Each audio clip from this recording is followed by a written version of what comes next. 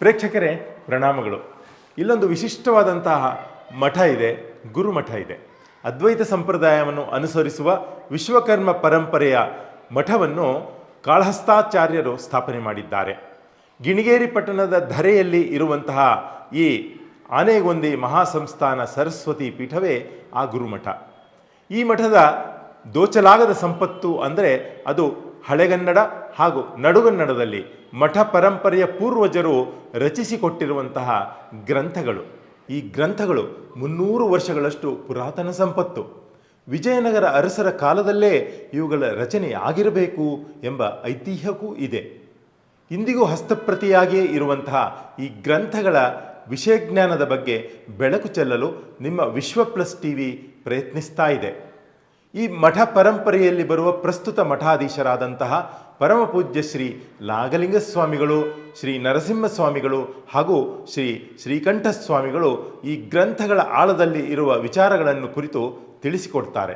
ಹಾಗಾದರೆ ಬನ್ನಿ, ಈ ತ್ರಿಮೂರ್ತಿ ಗುರುಗಳ ಧ್ವನಿಯಲ್ಲೇ ಆ ಎಲ್ಲ ಗ್ರಂಥಗಳ ತಿರುಳು ಏನು ಎಂದು ಅರಿಯೋಣ.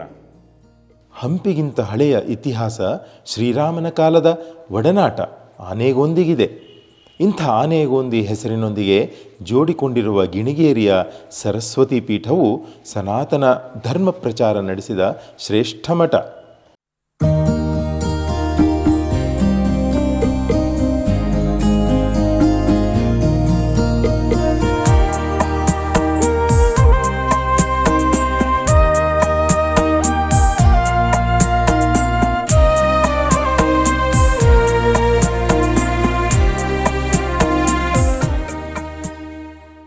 ನೃಪತುಂಗನ ಕಾಲದ ಕವಿರಾಜ ಮಾರ್ಗ ಕಾವ್ಯದಲ್ಲಿ ಕಾಣುವ ಪದ ಕೋಪಣ. ಈ ಕೋಪಣದಿಂದ ನಾಮಾಂಕಿತವಾದ ಕೊಪ್ಪಳವು ಜೈನಕಾಶಿ. ಇಲ್ಲಿ ಗವಿಮಠ ಆಧ್ಯಾತ್ಮ ಕೇಂದ್ರ. ಅದರಂತೆ ಗಿಣಿಗೇರಿಯ ಮಠವು ಐತಿಹ್ಯ ಇರುವ ಗುರುಪೀಠ. ನಿಜಾಮನ ಕಾಲದಲ್ಲಿ ಬಹುಸಂಖ್ಯಾತ ಹಿಂದೂಗಳ ಮೇಲೆ ನಡೆಯುತ್ತಿದ್ದ ದಾಳಿಯನ್ನೂ ಲೆಕ್ಕಿಸದೆ ಸನಾತನವನ್ನು ಎಲ್ಲೆಡೆ ಬಿತ್ತರಿಸುತ್ತಾ ಧರ್ಮಕಾರ್ಯ ನಡೆಸಿದ ವಿಜಯನಗರ ಅರಸರ ಕಾಲದ ಗುರುಮಠ ಈ ಸರಸ್ವತಿ ಪೀಠ.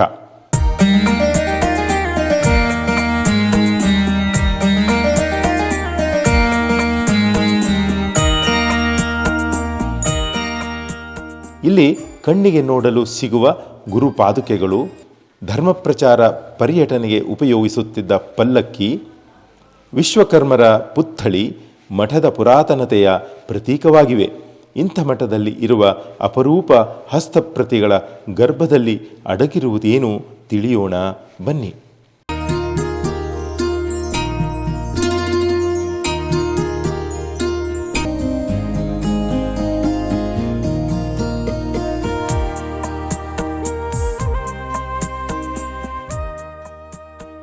ಗ್ರಂಥದ ಹೆಸರು ಮೋಹನ ತರಂಗಿಣಿ ಅಂತಂದಿದ್ದು.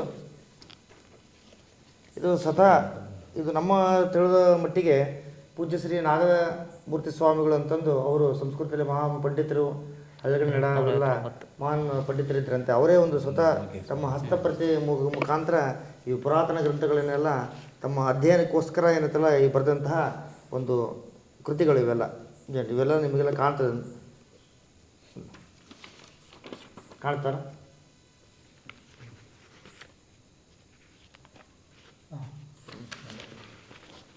ಇದು ನಮ್ಮ ಮಠಕ್ಕೆ ಮುಖ್ಯವಾಗಿ ಏನಂತಂದರೆ ಹಂಪಿ ವಿರೂಪಾಕ್ಷೇಶ್ವರ ಸ್ವಾಮಿ ಮೂಲ ದೇವರು. ಹಾಗಾಗಿ ಏನಂತಲ್ಲ ಪ್ರತಿಯೊಂದು ಸ್ವಾಮಿಗಳು ಬರಿಬೇಕಾದ್ರೆ ಏನು ಮಾಡ್ತಾರ, ವಿರೂಪಾಕ್ಷ ಸಿದಾನಂದ ಗುರವೇ ನಮಃ ಮತ್ತು ಗಣಾಧೀಶ ನಮಃ ಅಂತಂದು ನಿರ್ವಿಘ್ನ ಸಮಾಪ್ತಿ ಅಂತಂದು ಎಲ್ಲ ಒಂದು ಪ್ರತಿಯೊಂದು ಪದ್ಯದಲ್ಲಿಯೂ ಐತಲ್ಲ ಆ ವಿರೂಪಾಕ್ಷನ ಗುರುವಿನ ಒಂದು ದೇವರ ಸ್ಮರಣೆಯನ್ನು ಮಾಡಿದ್ದಾರೆ ಇಲ್ಲಿ. ಮತ್ತು ಲಾಸ್ಟಿಗೂ ಸಹಿತ ಅವರು ಯಾರು ಬರೆದಿದ್ದಾರೆ ಏನಂತ ಅನ್ನೋದನ್ನು ಲಾಸ್ಟಿಗೆ ಅವರು ಒಂದು ಎಂಡಿಂಗ್ ಮಾಡಿದ್ದಾರೆ ಇಲ್ಲಿ.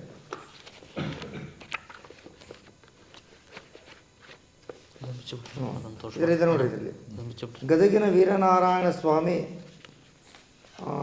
ಪಾದಾರ ವಿಂದೆಗತಿ ಸ್ವಾಮಿ ಶ್ರೀ. ಇದು ಸ್ವಲ್ಪ ಹಳೆಗನ್ನಡ ಇದ್ರ ಮಿಕ್ಸಿದೆಲ್ಲ ಓದಲಿಕ್ಕೆ ಸ್ವಲ್ಪ ಕಷ್ಟ ಆಗುತ್ತೆ. ಯಾರು ಬರೆದಂತ ಅಂದರೆ ಶ್ರೀ ಕನಕಗಿರಿ ಮಠದ ಪಂಪಾಪತಿ ಗುರುಪಾದ ನಾಗಮೂರ್ತಿ ಸ್ವಾಮಿಗಳವರು ಅಂತ ಇದೆ ನೋಡ್ರಿ. ಅವರು ಬರೆದಿರ್ತಕ್ಕಂಥದ್ದು ಅಂತ ಇದು. ಈಗ ಯಾರು ಬರೆದಿದ್ದಾರೆ ಅಂತ ನಾಗಮೂರ್ತಿ ಸ್ವಾಮಿಗಳು ಅಂತ ಯಾರು ಬರೆದಿದ್ದಾರೆ ಅಂತ ಅನ್ನೋದು ಒಂದು ಸ್ಪಷ್ಟ ಉಲ್ಲೇಖ ಆಯ್ತು. ಯಾಕಂದರೆ ನಮ್ಮ ಪರಂಪರೆ ಅಂತಲ್ಲ ಬಹಳ ಹಳೆಯದು ಪರಂಪರೆ ಇದೆ ನಮ್ಮದು. ಯಾವ ರೀತಿ ಅಂತಂದರೆ ದ್ವಾಪರ ಯುಗ, ತ್ರೇತಾಯುಗ ಮತ್ತು ಕೃತಯುಗ, ಕಲಿಯುಗದಲ್ಲಿ, ಈ ಕಲಿಯುಗದಲ್ಲಿ ಏನಂತಲ್ಲ ನಮ್ಮ ಒಂದು ಈ ಶ್ರೀಮತಿ ಆನೆಗುಂದಿ ಸಂಸ್ಥಾನ ಸರಸ್ವತಿ ಪೀಠಕ್ಕೆ ಕಾಳಹಸ್ತಾಚಾರ್ಯರು ಮೂಲ ಗುರುಗಳು ಪಂಚಪೀಠಗಳನ್ನು ಸ್ಥಾಪನೆ ಮಾಡಿದರು. ಕಾಶಿ, ಕಾಳಹಸ್ತಿ, ಹಂಪಿ, ಹಸ್ತಿನಾವತಿ, ಸರಸ್ರಂಗಿ. ನಂತರದಲ್ಲಿ ನೀವು ಈ ಒಂದು ವಿಶ್ವ ಟಿ ವಿಯನ್ನು ತೋರಿಸ್ತಿದ್ದೀರಲ್ಲ, ಇಲ್ಲಿ ರೂಢಾಚಾರ್ಯ ಪರಂಪರೆ ಆನೆಗುಂದಿ ಸಂಸ್ಥಾನ ಮಠ ಇದು. ಈ ಆನೆಗುಂದಿ ಸಂಸ್ಥಾನಕ್ಕೆ ರೂಢಾಚಾರ್ಯರು ಮೂಲ ಗುರುಗಳು. ನಾವು ಈ ಮಠಕ್ಕೆ ಇರುತ್ತಲ್ಲ ಹಿಂದಿರತಕ್ಕಂಥ ರಾಜಗುರುಗಳು ಈ ವಿಜಯನಗರ ಸಾಮ್ರಾಜ್ಯಕ್ಕೆ. ಇದರ ಬಗ್ಗೆ ಸ್ಪಷ್ಟ ಉಲ್ಲೇಖ ಬೇಕಂದ್ರೆ ಅದರ ತಾಮ್ರಶಾಸ್ತ್ರದಲ್ಲಿ ಉಲ್ಲೇಖ ಇದೆ. ಇಲ್ಲಿ ನೋಡಿ, ಇದು ಯಾವ ಇಸ್ವಿಯಲ್ಲಿ ಬರೆದಿದ್ದಾರೆ ಅಂತ ಬರೆದಿದ್ದಾರೆ ಇಲ್ಲಿ. ಶಕೆ 1780 ಕಾಲ ಯುಕ್ತಾಕ್ಷಿ ನಾಮ ಸಂವತ್ಸರ ಆಗಿನ ಈ ನಮ್ಮ ಇಂಗ್ಲೀಷ್ ಇಸ್ವಿ ಹೇಳಬೇಕಂದ್ರೆ 1859ರಲ್ಲಿ ಬರೆದಿರ್ತಕ್ಕಂಥ ಗ್ರಂಥ ಇದು.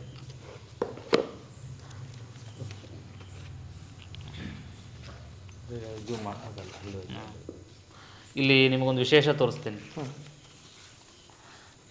ಗಣಪತಿ ಆಗಿನ ಕಾಲದ ಚಿತ್ರಕಲೆ ಹೇಗಿತ್ತು ಅನ್ನೋದಕ್ಕೆ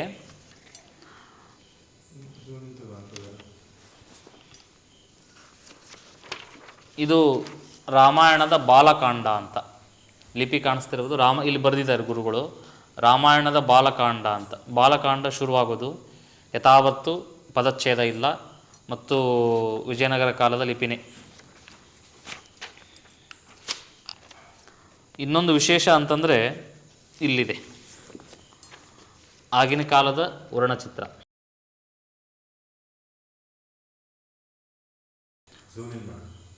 ಇದು ವರ್ಣಚಿತ್ರ ಏನೇನಿದೆ ಇದರಲ್ಲಿ ಅಂತಂದರೆ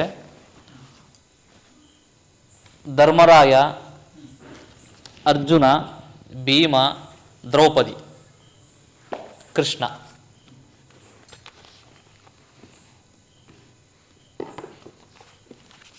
ಇದು ಒಂದು ವರ್ಣಚಿತ್ರ. ಆದರೆ ಇಲ್ಲಿ ಈ ಕಡೆ ಒಂದು ವರ್ಣಚಿತ್ರ ಮಾಡಿದ್ದಾರೆ, ವಿಭೀಷಣ ಮತ್ತು ಧರ್ಮರಾಯ. ಆದರೆ ನಮಗೊಂದು ಗೊಂದಲ ಶುರುವಾಗ್ತದೆ, ರಾಮಾಯಣದ ಬಾಲಕಾಂಡದಲ್ಲಿ ಈ ಚಿತ್ರ ಯಾಕೆ ಬಂತು ಅಂತಂದು. ಗುರುಗಳು ಈಗೇನಾಗಿದೆ, ನಮ್ಮ ಈ ಎಲ್ಲ ಗ್ರಂಥಗಳ ಪರಿಚ್ಛೇದದಲ್ಲಿ ಅಲ್ಲಿ ಒಂದು ಹಾಳೆ ಇಲ್ಲಿ ಒಂದು ಹಾಳೆ ಸ್ವಲ್ಪ ಲೋಪ ಆಗಿರ್ಬೋದು, ಆ ಕಡೆ ಈ ಕಡೆ ಆಗಿರ್ಬೋದು ಅಂತ.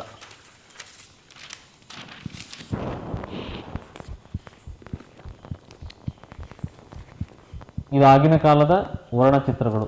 ಸರಿಸುಮಾರು 300 ವರ್ಷಗಳ ವರ್ಣಚಿತ್ರ ಹೇಗಿತ್ತು, ಆಗಿನ ಕಲೆ ಹೇಗಿತ್ತು ಮತ್ತು ಜನರಿಗೆ ಹೇಗೆ ತಿಳಿಸ್ಕೊಡ್ತಿದ್ರು ಅನ್ನೋದನ್ನ ನಾವೀಗ ನೋಡ್ಬೋದು.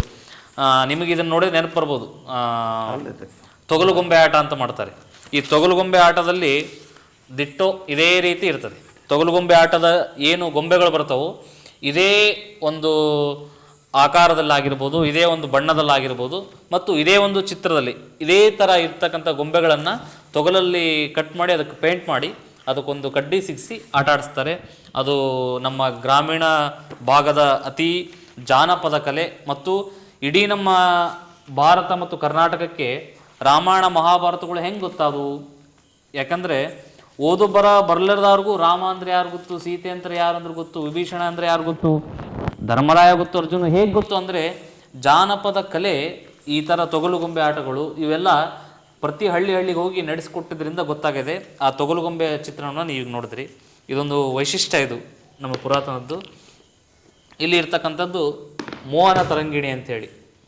ಮೋಹನ ತರಂಗಿಣಿ ಈ ಎಲ್ಲ ಹಾಳೆಗಳಿಗಿಂತ ಇದು ಭಾಳ ಒಂದು ಸ್ವಲ್ಪ ಹಳೆಯ ಹಾಳೆಗಳು, ಪುರಾತನದ್ದು. ಅದರಲ್ಲಿ ಸ್ವಲ್ಪ ನಮಗೆ ಒಂದು ಲೈನಿಗೆ ಒಂದು ಸ್ವಲ್ಪ ಗ್ಯಾಪ್ ಕಾಣಿಸ್ತಾ ಇತ್ತು. ಇಲ್ಲಿ ಗ್ಯಾಪ್ ಇಲ್ಲ, ಸಂಪೂರ್ಣ ಬರೆದಿದ್ದಾರೆ. ಹಾಳೆಗಳು ದಪ್ಪ ಇದೆ. ಆದರೆ ಒಂದು ಮೆಚ್ಚಬೇಕು ನಮ್ಮ ಹಿರಿಯರನ್ನ ಅಂತಂದರೆ, ಇಷ್ಟೆಲ್ಲ 300 ವರ್ಷದ ಗ್ರಂಥಗಳನ್ನು ಇನ್ನೂ ನಮಗೆ ಕಾಣುವಂಗೆ, ನಮ್ಮ ಕೈಗೆ ಸಿಗುವಂಗೆ, ನಾವು ಮುಟ್ಟಿ ಅನುಭವಿಸುವಂಗೆ ಶೇಖರಣೆನ ಮಾಡಿ ಅದೊಂದು ನಮಗೆ ಆ ಜ್ಞಾನವನ್ನು ತಲುಪಿಸ್ತಕ್ಕಂತೆ ನಮಗೊಂದು ಹೆಮ್ಮೆ. ಕರ್ನಾಟಕದವ್ರಿಗೆ ಇಂತಿಂಥ ಪುರಾತನ ಕ್ಷೇತ್ರಗಳು, ಇಂತಿಂಥ ಪುರಾತನ ಗ್ರಂಥಗಳು ಇದಲ್ಲಪ್ಪ ಅಂತ ಹೆಮ್ಮೆ ನಮ್ಗೆ ಉಳಿಸ್ಕೊಟ್ಟಿದ್ದಕ್ಕೆ ನಮ್ಮ ಹಿರಿಯರಿಗೆ ನಾವು ಅನಂತ ಧನ್ಯವಾದಗಳನ್ನು ಸಮರ್ಪಣೆ ಮಾಡಬೇಕಾಗ್ತದೆ. ಭಾರತೀಯದ ಆಸ್ತಿ ಅಂದರೆ ನಿಜವಾದ ಈ ಧರ್ಮ ಮತ್ತು ಧಾರ್ಮಿಕತೆ ಇದೇ ನಿಜವಾದ ಭಾರತದ ಮತ್ತು ಸಂಸ್ಕೃತಿ, ಇದು ನಿಜವಾದ ಭಾರತದ ಆಸ್ತಿ. ಮಹಾಭಾರತದಲ್ಲಿ ಬರ್ತಕ್ಕಂಥ ವನ ಪರ್ವದ ಬಗ್ಗೆ ಒಂದು ವಿವರಣೆ ಇರತಕ್ಕಂಥ ಪುಸ್ತಕ. ಇದನ್ನು ಯಾವ ಇಸ್ವಿಯಲ್ಲಿ ಬರೆದ್ರು ಅಂತ ಅನ್ನೋದನ್ನು ನಮ್ಮ ಪೂಜ್ಯ ನಾಗಮೂರ್ತಿ ಸ್ವಾಮಿಗಳು ಯಾವ ದಿನ ಬರೆದ್ವಿ ಏನಂತ ಅನ್ನೋದನ್ನು ಸವಿಸ್ತಾರವಾಗಿ ಈ ಪುಸ್ತಕದಲ್ಲಿ ನಮೂದಿಸಿದ್ದಾರೆ. ಇವೆಲ್ಲ ನೋಡ್ತಕ್ಕಂಥದ್ದು, ಈಗೆಲ್ಲ ಟಿ ವಿಯಲ್ಲಿ ನೋಡ್ತಕ್ಕಂಥ ಗ್ರಂಥಗಳನ್ನು ನಮ್ಮ ತಂದೆಯವರಾದಂಥ ಪೂಜ್ಯ ದಿವಾಕರ ಸ್ವಾಮಿಗಳು ಸಂರಕ್ಷಣೆ ಮಾಡಿರ್ತಕ್ಕಂಥದ್ದು. ಇವು ಅವರಿಂದನೇ ಅಂತಲ್ಲ ಇಷ್ಟೆಲ್ಲ ಯಾವ್ಯಾವ ನೋಡಿ ಇವೆಲ್ಲ ನೀವು ಬರ್ಬೋದು. ಅವರ ಒಂದು ಅಕ್ಷರಗಳು ಇವರು ನಮಗೆಲ್ಲ ಮಾಹಿತಿ ಇದ್ದಿಲ್ಲ, ಅವೆಲ್ಲ ಸಣ್ಣವರು. ಅವಾಗ ಅವ್ರ ಕಾಲದಲ್ಲಿ ಇರ್ತಲ್ಲ ಒಂದು ಕಟ್ಟಿಗೆ ಪಡಿಕೆಯಲ್ಲಿ ಇರ್ತಕ್ಕಂಥ ಗ್ರಂಥಗಳನ್ನೆಲ್ಲ ತೆಗೆದುಕೊಂಡು ಅವರು ಯಾವ್ಯಾವ ಗ್ರಂಥಗಳು ಅಂತಂದು ನಮ್ಮ ಈ ಪೀಳಿಗೆಗೆ ಗೊತ್ತಾಗಲಿ ಅಂತಂದು ಅವ್ರು ಏನು ಮಾಡಿದ್ರು ಅಂತಂದರೆ ಈ ಒಂದು ಹೊಸ ಕನ್ನಡದಲ್ಲಿ ಎಲ್ಲವಕ್ಕೂ ಏನಂತಲ್ಲ ಈ ರೀತಿ ಬೈಂಡಿಂಗ್ ಮಾಡಿ ಒಂದು ಎಲ್ಲ ಪ್ರತಿಯೊಂದು ಬುಕ್ಕಿಗೂ ಕನ್ನಡದಲ್ಲಿ ಹೆಸರನ್ನು ಬರೆದಿದ್ದಾರೆ. ಮೂವಿನ ತರಂಗಿ ಆಗಿರ್ಬೋದು, ಭಾಗವತ ಆಗಿರ್ಬೋದು, ಮತ್ತು ಮಹಾಭಾರತ ಒಳಗಾಗಿರ್ಬೋದು, ಅನೇಕ ಗ್ರಂಥಗಳು ಬರೆದಿದ್ದಾರೆ. ಮತ್ತು ಹಿಂದೆ ನಮ್ಮ ಮಠಕ್ಕೆ ಮೈಸೂರಿನ ವಿಶ್ವವಿದ್ಯಾಲಯದವರು ಬಂದಿದ್ದರು, ಹಂಪಿ ವಿಶ್ವವಿದ್ಯಾಲಯದ ಸಹಿತ ಬಂದಿದ್ದರು. ಬಂದು ಯಾವ ರೀತಿ ಈ ಪುಸ್ತಕಗಳನ್ನು ರಕ್ಷಣೆ ಮಾಡಬೇಕು ಅಂತ ಒಂದು ವಿಧಾನವನ್ನು ಹೇಳಿ ಯಾವ ರೀತಿ ಈ ಪುಸ್ತಕವನ್ನು ರಕ್ಷಣೆ ಮಾಡಿದ್ವಿ. ಹಾಗಾಗಿ ಇರುತ್ತಲ್ಲ ನಿಮಗೆಲ್ಲ ಈಗ ಇಷ್ಟು ಸ್ಪಷ್ಟವಾಗಿ ಯಾವುದೋ ಒಂದು ಹರಿಲಾರ್ದಂಗೆ ಛೇದವಾಗಲ್ದಂಗೆ ಕಾಣ್ತಾ ಇದೆ. ಹಾಗಾಗಿ ನಮ್ಮ ಒಂದು ಪೂರ್ವಜರ ಒಂದು ಪ್ರಯತ್ನ, ಹಿಂದಿನ ನಾಗಮೂರ್ತಿ ಸ್ವಾಮಿಗಳಾಯ್ತು ಮತ್ತು ನಮ್ಮ ತಂದೆಯವರಾದ ದಿವಾಕರ ಸ್ವಾಮಿಗಳಾಯ್ತು, ಆ ಒಂದು ಪರಿಶ್ರಮದ ಫಲವಾಗಿ ಇರುತ್ತಲ್ಲ ನಿಮ್ಮ ಟಿ ವಿ ಮುಖಾಂತರ ಈ ನಮ್ಮ ಕರ್ನಾಟಕ ಜನತೆಗೆ ಈ ಪುರಾತನ ಗ್ರಂಥಗಳು ಸಿಗ್ತಾ ಇದೆ. ವೀಕ್ಷಕರೇ, ಇಷ್ಟೊತ್ತು ಪದಚ್ಛೇದವೇ ಇಲ್ಲದ ವಿಜಯನಗರ ಕಾಲದ ಲಿಪಿ ಇರುವಂತಹ ಭಾಗವತ, ಜ್ಞಾನಸಿಂಧು, ಮಹಾಭಾರತದ ವನಪರ್ವಗಳು, ಮೋಹನ ತರಂಗಿಣಿ, ಬಾಲಕಾಂಡ, ಹೀಗೆ ಪುರಾತನ ಕಾಲದ ಅನೇಕ ಕೃತಿಗಳನ್ನು ತೋರಿಸುತ್ತಾ ಈ ಮಠ ಪರಂಪರೆಯ ತ್ರಿಮೂರ್ತಿ ಸ್ವಾಮಿಗಳು ತಿಳಿಸಿಕೊಟ್ಟಿದ್ದಾರೆ. ತೊಗಲು ಬೊಂಬೆ ಆಟದಂತಹ ಮಾದರಿಯ ಚಿತ್ರಗಳು ಈ ಸಂಗ್ರಹದಲ್ಲಿ ಅಡಕವಾಗಿವೆ. ಇವನ್ನೆಲ್ಲ ನಿಮ್ಮ ಕಣ್ಣ ತನಕ ವಿಶ್ವಪ್ಲಸ್ ಟಿವಿ ತಂದಿಟ್ಟಿದೆ. ಇದು ಸನಾತನಕ್ಕೆ ಪುನರ್ಜನ್ಮ ಸಿಗುತ್ತಿರುವಂತಹ ಸಂದರ್ಭ. ಯಾಕೆ ಅಂದರೆ ಇದು ಮೋದಿಯವರ ನಮೋ ಭಾರತ, ಈ ಭಾರತದ ಶ್ರೇಷ್ಠ ಆಸ್ತಿ ಇಂಥ ಗ್ರಂಥಗಳೇ ಹೌದು. ಹಾಗಾಗಿ ನವಯುವ ನಮೋ ಭಾರತದ ಯುವ ಸಮೂಹ ಇಲ್ಲಿರುವ ತಿರುಳು ಅರಿಯುವ ಪ್ರಯತ್ನ ಮಾಡಬೇಕಾಗಿದೆ. ಈ ಗ್ರಂಥಗಳು ಜನಮಾನಸಕ್ಕೆ ಮುಟ್ಟಬೇಕಾದರೆ ಇವುಗಳಿಗೆ ಮುದ್ರಣ ಭಾಗ್ಯವೂ ಲಭ್ಯವಾಗಬೇಕಾಗಿದೆ. ಇಂಥ ಅನೇಕ ಅಪರೂಪದ ಸ್ಟೋರಿ ನಿಮ್ಮ ಮುಂದೆ ತಂದಿಡುವ ಪ್ರಯತ್ನ ನಿರಂತರವಾಗಿ ಮಾಡಲಿದೆ. ಅಂಥ ಪ್ರಯತ್ನದ ಭಾಗವೇ ಈ ಆನೆಗೊಂದಿ ಮಹಾಸಂಸ್ಥಾನ ಸರಸ್ವತಿ ಪೀಠದ ಹಿನ್ನೆಲೆ ಇತಿಹಾಸಗಳನ್ನು ಮುಂದಿನ ದಿನಗಳಲ್ಲಿ ಸರಣಿಗಳ ರೂಪದಲ್ಲಿ ಪ್ರಸಾರಕ್ಕೆ ಸಿದ್ಧತೆ ಮಾಡಿಕೊಂಡಿದೆ. ಆದ್ದರಿಂದ ನಿಮ್ಮ ವಿಶ್ವಪ್ಲಸ್ ಟಿವಿಯನ್ನು ಹೆಚ್ಚು ಹೆಚ್ಚು ಜನ ಸಬ್ಸ್ಕ್ರೈಬ್ ಮಾಡಿಕೊಂಡು ನಿಮ್ಮವರಿಗೆ ಫಾರ್ವರ್ಡ್ ಮಾಡುತ್ತಾ ಬೆಲ್ ಐಕಾನ್ ಒತ್ತಿ ನಮ್ಮೆಲ್ಲ ವಿಡಿಯೋಗಳ ನೋಟಿಸ್ ಪಡೆಯಿರಿ. ರಾಷ್ಟ್ರಹಿತದ ಕೆಲಸಕ್ಕೆ ಸಹಕರಿಸಿ. ಪ್ರಣಾಮಗಳು. ವಿಶ್ವ ಪ್ಲಸ್, ಜನಹಿತಕ್ಕಿದು ಜ್ಞಾನದ ಜಾಲ.